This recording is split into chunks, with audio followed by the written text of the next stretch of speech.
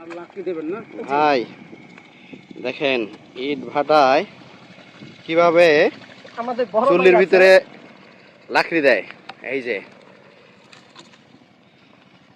এখানে বিভিন্ন স্টোর করা আছে, এই স্টোরগুলোর ভিতর দিয়ে লাকড়ি দেয়। এই যে এই ভাই এই কঠিনতম পরিশ্রম করতেছে।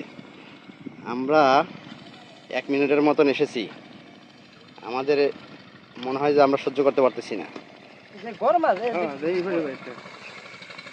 কিন্তু এই ভাইয়েরা সকাল থেকে সন্ধ্যা পর্যন্ত এই কাজগুলো খায়। জীবিকার তাগিদ কত যে কঠিন, পুরুষ মানুষ যে কত কষ্ট করে, এইটা আমাদের মা বোনেরা যদি একটু বুঝতো, দেখতো, তাহলে হয়তো তারা কান্না করে দিত।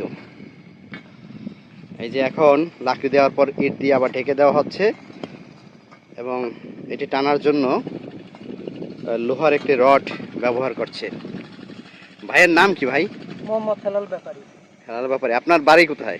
কাইসমা বাজার, লক্ষ্মীপুর গ্রাম। ও এই নোয়াখালী লক্ষ্মীপুর? না, এই যে কাইসমা। ও হিজলার ভিতরে লক্ষ্মীপুর আছে? হ্যাঁ জি, এই যে কাইসমা বাজার। এই জানতাম না।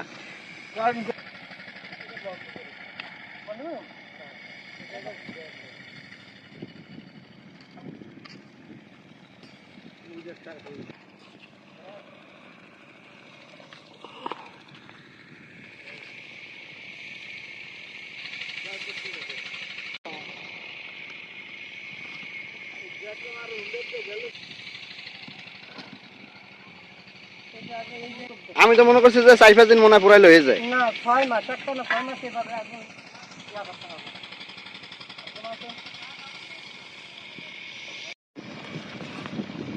আপনারা বলে এগুলো তো ভাত রান দেখেন। জি, আপনি যে এই জায়গায় যদি এই আগুনটা যদি দেখেন তো এই আগুনটা মনে করেন আপনার এই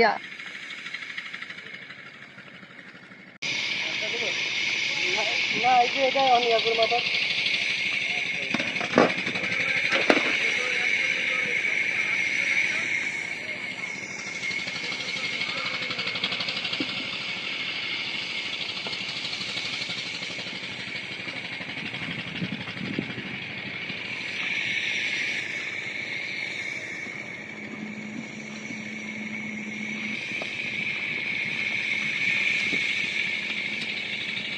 কাজ করছে ভাই, একটা রিক্সে এই যে কাজটা যে আমরা করতে আছি, আমরাও তো পেটের দায় কাজটা করতে আছি ভাই, আমরা পেটের দায় করি কাজ।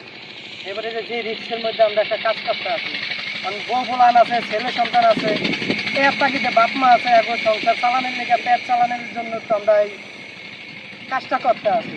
এটা যদি জানে হায় মানে না উঠতে পারা দিতে পারবো না, যারা না জানে তার পারা দেওয়া এই জায়গা সম্ভব না। দেখা গেছে এই একটা চুলা ওই একটা চুলা, এই মাঝখানে ফাঁকে পাড়া দিতে হবে। আপনি পারবেন এইভাবে হঠাৎ পাড়া দিতে? আমরা এন্ডে আসতে পারি, দৌড়াইতে পারি, আপনি জানেন না ওনার আপনি পারে এটা পাড়া দিতে পারেন না। এই জন্য এই লেগে মানে এই কাজটা হচ্ছে পুরো রিক্সার ব্যাপারে। উপর আল্লাহ অন্য মালিক যদি দুর্ঘটনা ঘটে তো জিন্দিগির জন্য এই জায়গায় অবস্থা।